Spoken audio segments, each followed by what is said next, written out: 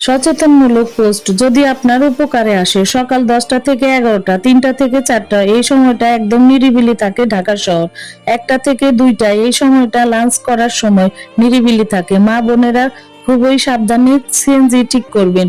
এক ধরনের ঢাকা শহরে সিএনজি বের হয়েছে, বেশিরভাগ ওরা মহিলাদের টার্গেট করে, যারা চাকরিজীবী, যারা ব্যাংক থেকে বের হয়েছে, তারা ব্যাংকের সামনে, পাসপোর্ট অফিসের সামনে, উত্তরা, বনানী, গুলশান 1, 2, আগারগাঁও রোডটাতে ওরা বেশি ব্যবহার করে। কিছু কিছু সিএনজিতে দেখবেন লক সিস্টেমটা ড্রাইভারের হাতের কাছেই থাকে, আপনি চাইলেও ওইখান থেকে বের হইতে পারবেন না।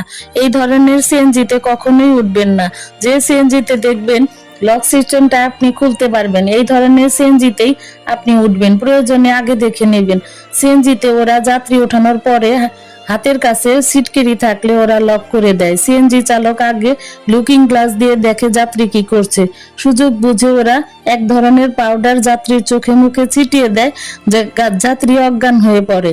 তখন ওরা যাত্রীর সর্বস্ব লুটে নেয় এবং নিরিবিলি স্থানে ফেলে রেখে চলে যায়।